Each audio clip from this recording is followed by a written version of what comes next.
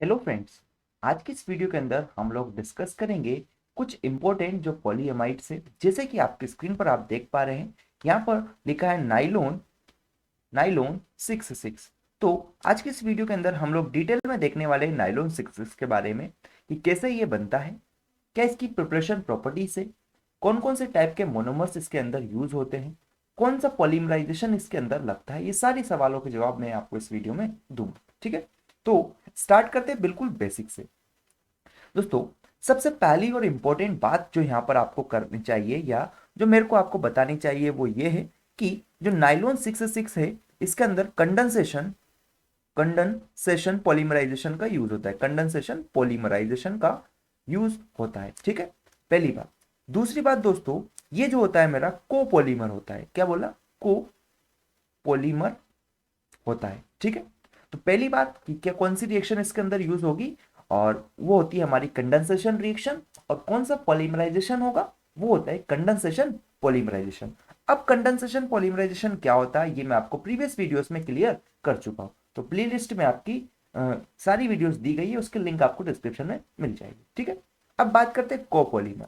दोस्तों, कोपॉलीमर एक ऐसा पॉलीमर होता है जो कि दो अलग अलग मोनोमर से मिलकर बनता है, या फिर मैं बोलूं दो से ज्यादा मोनोमर भी हो सकते हैं। डिफरेंट मोनोमर्स हमारे हो सकते हैं। ठीक है, लेकिन मैं मान लेता हूं कि एक कोई ये मेरा अलग मोनोमर था, दूसरा बी भी मेरा कोई अलग मोनोमर था। तो जब दो अलग अलग मोनोमर्स मेरे कंबाइन होते हैं with the help of condensation reaction, condensation polymerisation बोल दो या फिर कंडेंसेशन रिएक्शंस बोल दो, तो वहां से जो पॉलीमर हमको देखने को मिलेगा, उस पॉलीमर को हम नाम दे देंगे क्या? को पॉलीमर। क्लियर हुआ मेरे हिसाब से ये चीज? ऐसे फ्रेंड्स, हमने बात करी थी एक होमोपॉलीमर की। तो होमोपॉलीमर क्या होता था? जब दो सेम टाइप के मोनोमर हमारे कंबाइन होते थे, तो वहां से जो रिजल्टेंट पॉलीमर हमको मिलता था उसको हम लोग होमोपॉलीमर कहते थे। तो मेरे ख्याल से आपको ये चीज क्लियर हो गई होगी कि नाइलॉन 66 हमारा कंडेंसेशन पॉलीमराइजेशन से बनता है, साथ में ये एक टाइप का कोपॉलीमर होता है। ठीक है, अब दोस्तों जो दो अलग अलग टाइप के मोनोमर्स यहाँ पर यूज हो रहे होंगे, डेट इज ए और बी, ये ए बी मोनोमर क्या होते हैं नाइलॉन 66 के अंदर, वो मैं आपको बताता हूँ।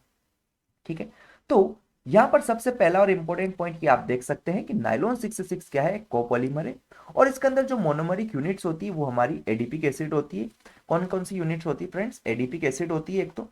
दूसरी यूनिट्स होती है, दैट इज दूसरा जो मोनोमर होता है वो मेरा होता है हेक्सामिथाइलिन डाइएमीन। ठीक है, हेक्सामिथाइलिन डाइअमाइन। तो ये हमारे दो मोनोमर यूनिट्स होते हैं, जिससे कि हमको क्या देखने को मिलता है? नाइलॉन 66 हमको देखने को मिलेगा। ठीक है, अब ये कैसे दिखती है कि आखिर में जो आपकी क्या बोले एडिपिक एसिड है या फिर हेक्सा मिथाइलिन डाइअमीन है, कैसा दिखाई देता है, क्या इसका स्ट्रक्चर होता है, वो मैं आपको बताऊं। लेकिन फ्रेंड्स, क्या आपका ये सवाल हो सकता है क्या एडिपिक एसिड हमको कैसे मिलेगी, या फिर जो हेक्सा मिथाइलिन डाइअमीन है हमको कैसे मिलता है?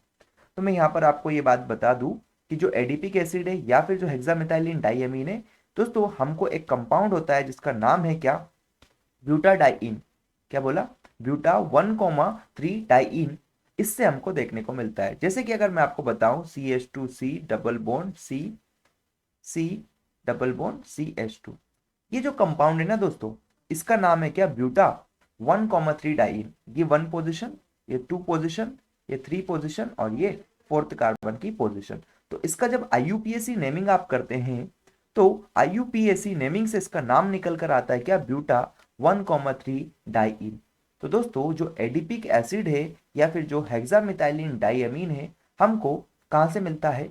ये इस कंपाउंड से देखने को मिलता है, डेट इज ब्यूटा 1,3 डाइइन से हमको देखने को मिलता है। जस्ट आपको ये ध्यान रखना, कैसे मिलता है, क्या रिएक्शन से, वो हमारे लिए इंपॉर्टेंट नहीं है, वो 11th-12th क्लास में आपने देखी हो।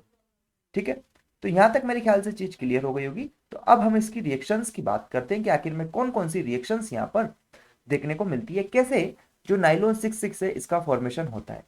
ठीक है दोस्तों, तो यहां पर हम लोग एन मॉलिक्यूल्स बोल सकते हैं या एन नंबर ऑफ मोनोमर्स बोल सकते हैं, किसके? एडिपिक एसिड के। ये मेरी क्या है फ्रेंड्स? ये मेरी एडिपिक एसिड है, अगर आप ध्यान से देखेंगे तो। ठीक है, और ये जो मेरा है ये क्या है? हेक्सामिथाइलिन डाइअमीन है। तो आपको मैं ये चीज क्लियर किया हूं, क्या क्लियर किया हूं कि जो हमारा नाइलॉन 6 होता है ये कंडेंसेशन रिएक्शन से मिलेगा। अब कंडेंसेशन रिएक्शन से हमको देखने को मिलेगा, मतलब कि यहां से रिमूवल ऑफ H2O होगा। तो दोस्तों मैं क्या बोलूंगा, जो एडिपिक एसिड है, एडिपिक एसिड का OH ग्रुप OH रिमूव कर दो, और जो आपका अमाइन है, amine date is hexamethyl diamine से आप H रिमूव कर दो। तो यहां से अगर आप ध्यान से देखेंगे तो ये OH इसका डेट इज एडिपिक एसिड का OH और हेक्सामिथाइलिन डाइअमीन का H रिमूव होके जब माइनस में हुआ, क्या माइनस वाटर मॉलिक्यूल हमने किया, तो हमें यहां से ये कंपाउंड देखने को मिला। दिस पर्टिकुलर कंपाउंड या बोलो इस पॉलीमर को हमने नाम दे दिया, क्या इस पॉलीमर को हम लोग कहते हैं फ्रेंड्स नाइलॉन 6। क्लियर हुई ये चीज? तो अभी फिर से मैं आपको कंक्लूड करता हूं, मैंने क्या बताया, मैंने आपको बताया कि यहां पर नाइलॉन 6 के अंदर हमारा कंडेंसेशन रिएक्शन होती है। कंडेंसेशन रिएक्शंस के अंदर हम जानते हैं कि वाटर मॉलिक्यूल्स का रिमूवल होता है। तो यहां से जब एडिपिक एसिड का आपने क्या रिमूव किया, OH रिमूव होगा, और जो हेक्सामेटाइलिन डाइअमीन दैट इज दूसरा दूसरा जो मोनोमर है इसका हाइड्रोजन रिमूव होगा। तो इसका OH और इसका जो हाइड्रोजन मिलकर मुझे एक वाटर मॉलिक्यूल का रिमूवल यहां से दे देगा, और जो रिजल्टेंट स्ट्रक्चर है, रिजल्टेंट पॉलीमर जो मुझे मिलेगा, उस पॉलीमर को हम नाम दे देंगे क्या, नाइलॉन नाइलॉन 6। ठीक है, तो क्लियर हुआ कैसे ये बनेगा? तो आपको यहाँ पर ध्यान जो रखना है वो यही ध्यान रखना है, ये रिएक्शंस कि जब एडिपिक एसिड और हेक्सामेथाइलिन डाइअमीन की रिएक्शन होगी, दैट इज कौन सी रिएक्शन, कंडेंसेशन रिएक्शन, तो वहां से जो रिजल्टेंट स्ट्रक्चर कंपाउंड या जो पॉलीमर देखने को मिलेगा, उस पॉलीमर को नाम दे देंगे नाइलॉन 6। क्लियर है? यहां तक कोई समस्या आपको नहीं रहनी चाहिए। ठीक है, इसके अंदर ही दोस्तों एक और इंपॉर्टेंट पॉइंट मैं आपको बताता हूं। वो पॉइंट क्या कहता है कि जो बहुत सारे अलग अलग नाइलॉन 6 जो पॉलीमर है, ठीक है, या फिर मैं बोलूं in nylon 6 various polymer chains are connected together by strong intermolecular forces. मतलब कि अलग अलग नाइलॉन नाइलॉन 6 की जो डिफरेंट चेन्स है वो हमारे एक इंटरमोलिकुलर फोर्सेस के कनेक्टेड होती है। और वो जो फोर्सेस होता है दोस्तों, जो इंटरमोलिकुलर फोर्स यहां पर आप देख पाएंगे, वो इंटरमोलिकुलर फोर्स मेरा हाइड्रोजन बॉन्डिंग होता है। अभी मैं आपको स्ट्रक्चर दिखाता हूं, उससे और अच्छे से आपको एक क्लियर हो जाए। जैसे कि आपके सामने एक फिगर है, इस फिगर के अंदर आप देख सकते हैं कि एक ये जो है, एक चेन ये किसकी है, मेरी वन चेन है नाइलॉन 6 की।